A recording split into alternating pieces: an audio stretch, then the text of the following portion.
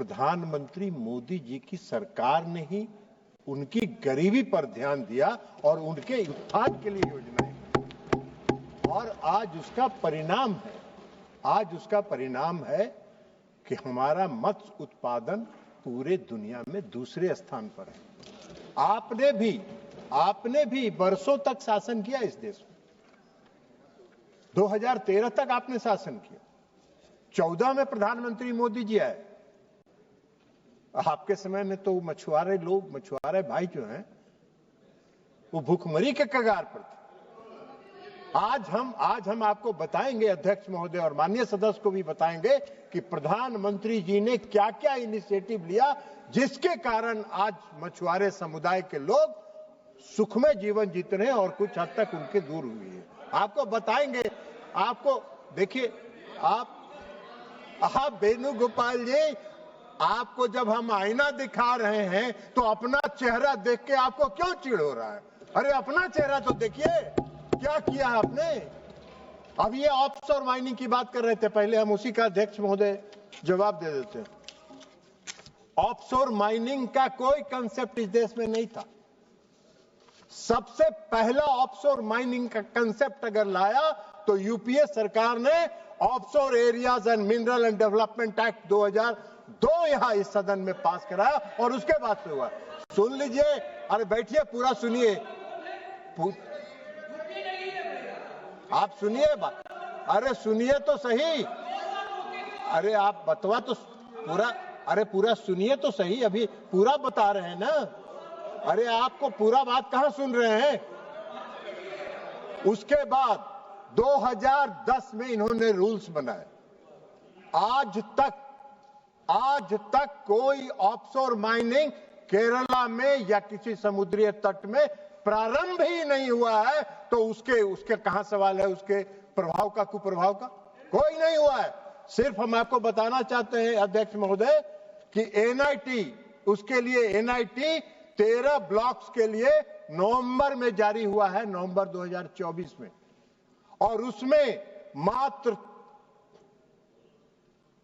3 blocks हैं जो केरला के हैं और वह भी 12 नॉटिकल माइल से बाहर के हैं जो एक्सक्लूसिव इकोनॉमिक जोन में आता है।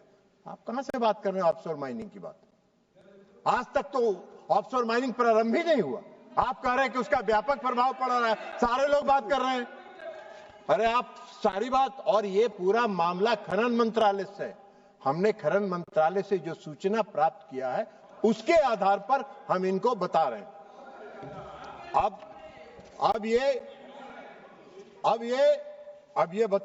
हम इनको बताना चाहते हैं कि प्रधानमंत्री मोदी जी ने जो ये मछुआरे समाज के इंडिफरेंस और नेग्लेक्ट की बात कर रहे थे, हम इनको बताना चाहते हैं कि 2014 के बाद जब प्रधानमंत्री नरेंद्र मोदी जी ने सत्ता संभाली तो हर क्षेत्र के लोगों पर उन्होंने ध्यान दिया कि उनकी सोच रही है कि अगर हमको देश को आगे बढ़ाना है तो समाज के हर तबके को आगे बढ़ाना पड़ेगा, और इसलिए उन्होंने फिशरी सेक्टर को किया।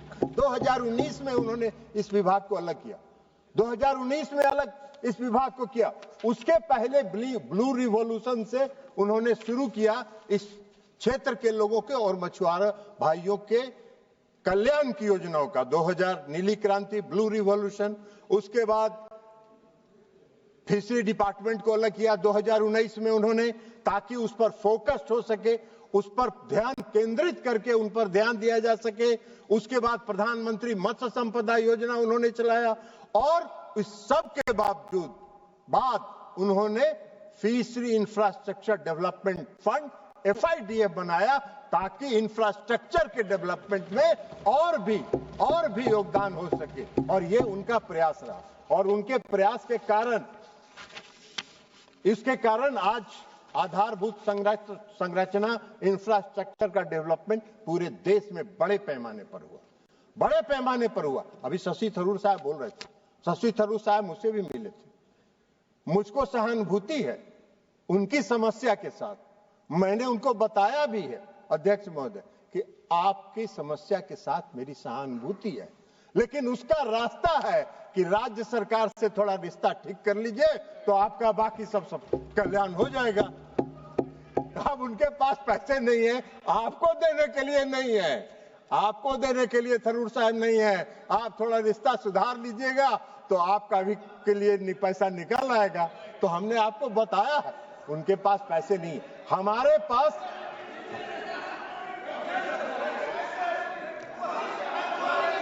ये तो अपोजिशन में रिश्ता क्यों सुधारेंगे? अध्यक्ष महोदय, अध्यक्ष महोदय, आदरणीय प्रधानमंत्री जी नरेंद्र मोदी जी के इनिशिएटिव के कारण पूरे कोस्टल इलाके में फिशिंग हार्बर्स और लैंडिंग सेंटर्स का विस्तार हुआ। वैसल के लिए सुरक्षित लैंडिंग बर्थिंग बनाई गई।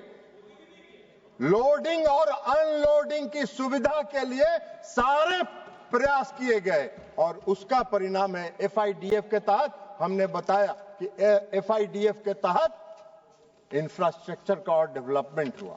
केरला की बात वो कर रहे हैं, हम केरला की भी बात बता देते हैं।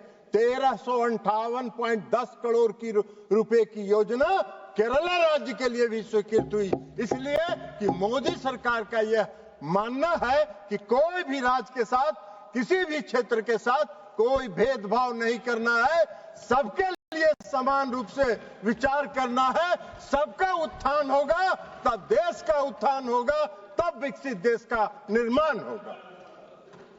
केरला में 12 फिशिंग हार्बर्स का विस्तार हुआ, मॉडर्नाइजेशन हुआ। 1,69,316 मछुआरा भाइयों को प्रतिबंध की अवधि में उनको सहायता प्रदान की गई। नाव दिया गया वहां के मछुआरा भाइयों को, जाल दिया गया जो गरीब लोग थे। कौशल विकास और क्षमता निर्माण, स्किल डेवलपमेंट के लिए कार्यक्रम चला के उनमें कौशल विकास और क्षमता निर्माण कराया गया। आर्टिफिशियल रिफ्स का निर्माण हुआ। मत्स्य सेवा केंद्र का वहां गठन हुआ। 6 मॉडर्न कोस्टल फिशिंग विलेजेज हैं, जहां पर जो वो चर्चा कर रहे थे पीने के पानी का, सारी सुविधा का, उन सारी सुविधाओं का इस्तेमाल वहां प्रावधान किया गया है।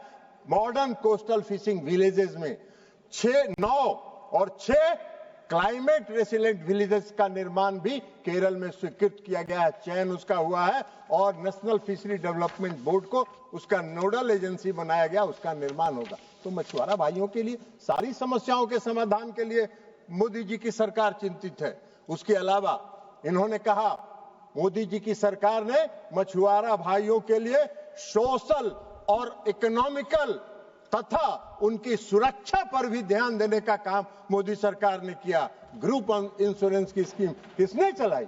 ग्रुप इंश्योरेंस की स्कीम मोदी जी की सोच का परिणाम है कि मछुआरा भाइयों को जब दुर्घटना में उनकी मृत्यु होती है तो 5 लाख रुपए, अगर गंभीर रूप से घायल है तो 2.5 लाख रुपए और कम बीमार है, घायल है तो 25,000 रुपए की सहायता उनको ग्रुप इंश्योरेंस स्कीम से दी गई। किसान क्रेडिट कार्ड किसकी योजना है? प्रधानमंत्री नरेंद्र मोदी जी की योजना है। किसके उत्थान के लिए है? उन मछुआरा भाइयों के उत्थान के लिए है। बीड कल्टीवेशन किसका सोच है? इस सरकार का सोच है। मैरीकल्चर उनके आर्थिक उन्नति के लिए। Open sea cage culture, ornamental fisheries को बढ़ाया गया ताकि उनकी आमदनी बढ़े। पारंपरिक मछुआरे के लिए जो ट्रेडिशनल फिशरमैन है उनके लिए नाव और जाल की व्यवस्था की गई। डीप सी वेसल्स के निर्माण के लिए भी प्रावधान किया गया। फिशिंग वेसल्स का अपग्रेडेशन हुआ। ट्रांसपॉन्डर, जो आज की तारीख में ट्रांसपॉन्डर जिसकी चर्चा बालू साहब कर रहे थे और कई साथी कर रहे थे कि बॉर्डर पार कर जाते हैं हमारे फिशरमैन फिशिंग करते हुए, ट्रांसपॉन्डर को प्रधानमंत्री नरेंद्र मोदी जी ने लॉन्च किया पालघर से, महाराष्ट्र से। वह ट्रांसपॉन्डर एक ऐसा हथियार है जो मछुआरे भाइयों को अपनी सीमा के क्रॉस जैसे ही करेंगे देश की सीमा, उनको सिग्नल देगा कि आप देश की सीमा क्रॉस कर रहे हो। वो सैटेलाइट से जुड़ा हुआ है, वो किसी भी एंड्रॉयड फोन पर डाउनलोड किया जा सकता है और उसके माध्यम से उनको सूचना मिलेगी। ट्रांसपॉन्डर के माध्यम से उनको समुद्री तूफान की सूचना मिलेगी। ट्रांसपॉन्डर के माध्यम से उनको यह जानकारी भी मिलेगी कि कौन से इलाके में आपका कैच ज्यादा संख्या में उपलब्ध है, वहां फिशिंग करने का काम करिए। उनका डीजल बचेगा, उनका केरोसिन बचेगा, उनको मेहनत कम करना पड़ेगा, कैच उपलब्ध होगा। वो अपने परिवार के साथ जुड़े रहेंगे उस ट्रांसपॉन्डर के माध्यम से। वो अपने मालिक, वेसल्स के मालिक के साथ जुड़े रहेंगे उस ट्रांसपॉन्डर के माध्यम से। 1 लाख मछुआरा भाइयों को मुफ्त ट्रांसपॉन्डर्स देने की सरकार का फैसला है और कई राज्यों में उसका काम शुरू हो गया है, दिया जा रहा है मछुआरा भाइयों को, तो ट्रांसपॉन्डर्स की सुविधा हो गई। 100 कोस्टल विलेजेस को 100% वित्त सब पोषण के साथ कोस्टल फिशरमैन रेसिलिएंट विलेज के रूप में चिन्हित किया गया है, उनका चयन हुआ है। उसके